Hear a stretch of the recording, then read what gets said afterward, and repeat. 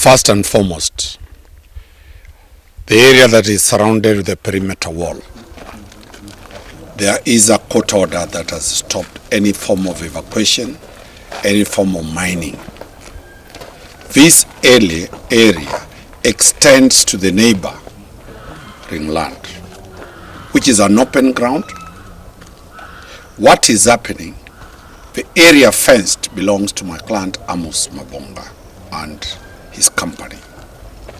The area outside still belongs to the person who sold the land to Amos.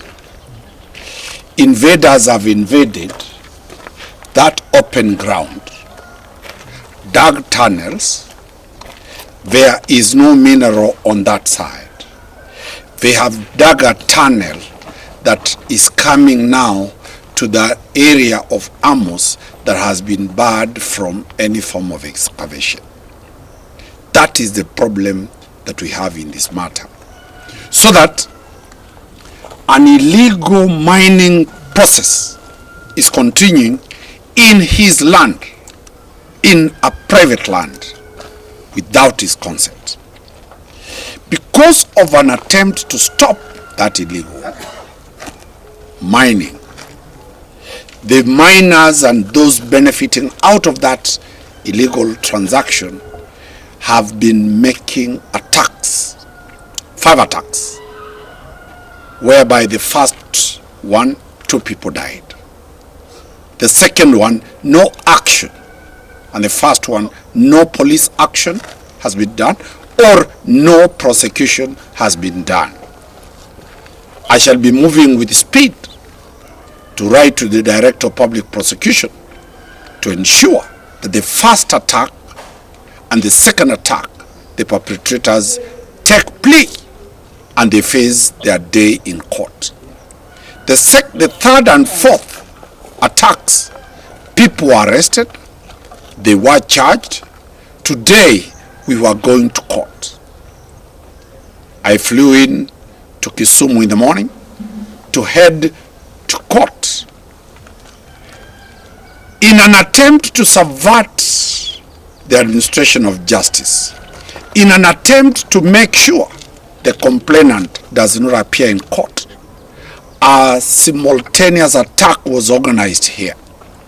So we had to stop going to court to come to this place to deal with the question of preserving the property and dealing with the question of preservation of life. We had to call the court to inform the court, but there is an emergency, but we are coming. We went to court, proceeded, then we are back here. The questions before in this scenario is a question of how do we deal with investors? Amos has spent millions and millions, thousands of millions to invest here. Under the corporate social responsibility, the community has benefited tremendously by building of schools, taking kids to school, building for houses for the vulnerable women in the village. He is part of the community. This is a war where a Kenyan investor is being harassed by a foreigner. My brothers, this country belongs to us. The law does not change. All investors will be dealt with equally, but the law cannot be bent to protect foreigners to the expense of locals. The industry of mining, and we shall appealing to the Minister for Mining, Waziri Joho, that tomorrow we shall look for his audience in his office, because this is a question. The blue economy and the mining economy is now the bedrock of the new administration. This is the new frontier for businesses. If we frustrate investors, if we make investors take the next flight and leave this place, then we are not developing the economy of this place. So I'll escalate this matter to the highest office we shall move with speed. I have already taken over the matters in court and filed an application to lift the order to stop the mining here. You cannot stop a factory or an industry that generates roughly 50 million shillings to the taxpayers' coffers without demanding those who have gone to court for security. This is 5 months. Today, this company has never worked. Once the orders are lifted and the people who got those orders are told to compensate, are they able to compensate to the tune of 500 million shillings that has gotten lost? So we have moved to court with speed, and we have asked that they provide for security. That is the position of the law.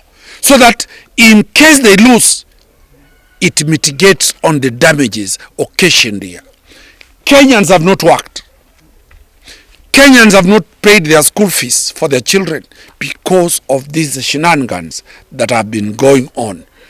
We will deal with the question of the delay of the security apparatus to take action, and we shall deal with it firmly, conclusively, and this matter must come to an end.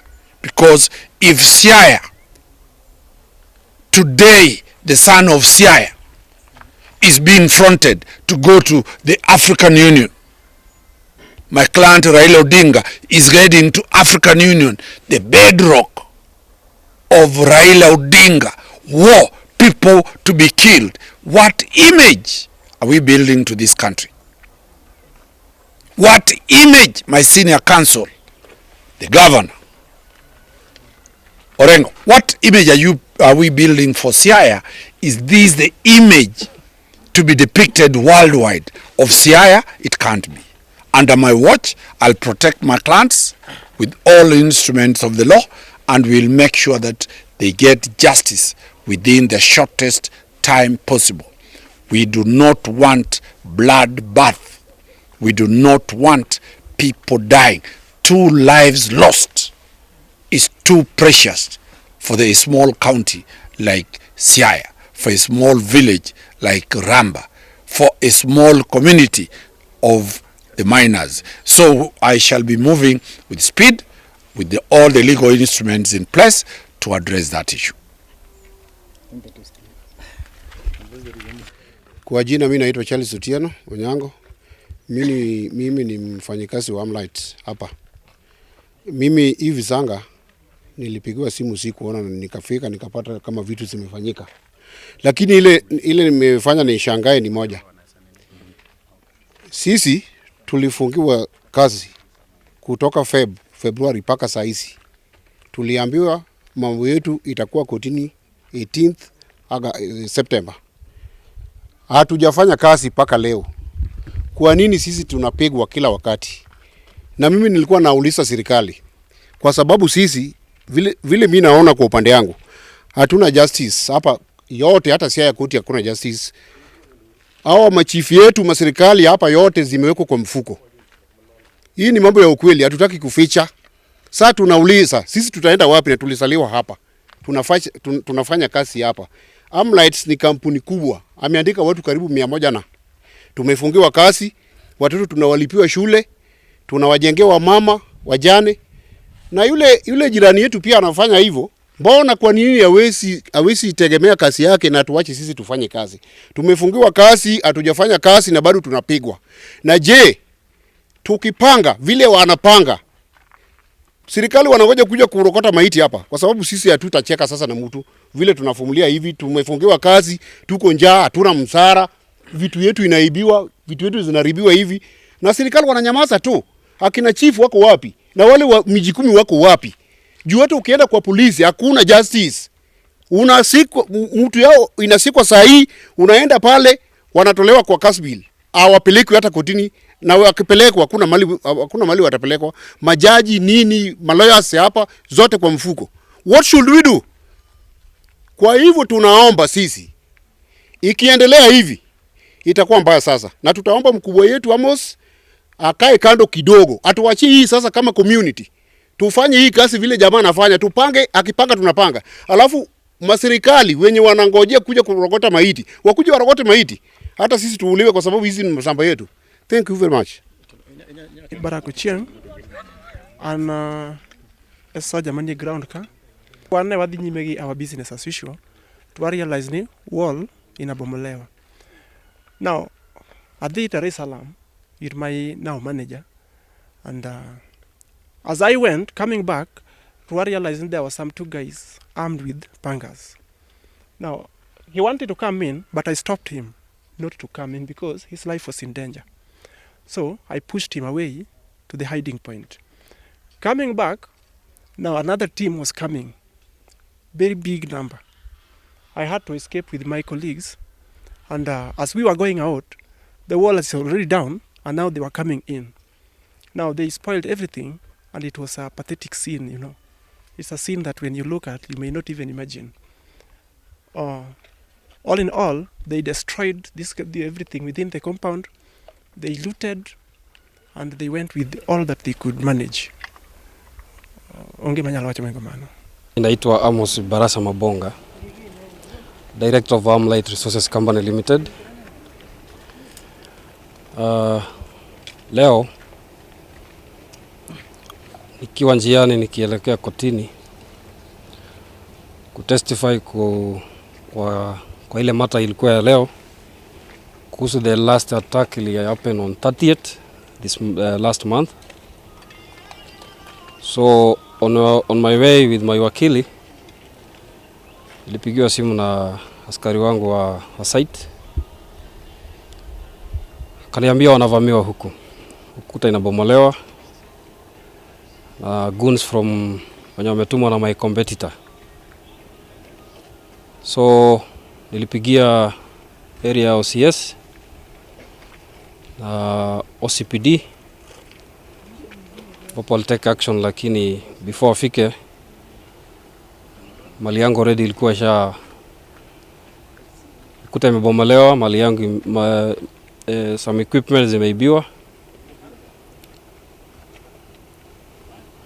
Imeibiwa mali ya pesa mingi. So na hii ndio ini attack ya mara ya 5, because the first one will happen on January 25th. Ikasababisha vifo za watu wawili. As we speak, hiyo kesi haijafika kotini. File iko bado kwa DPP.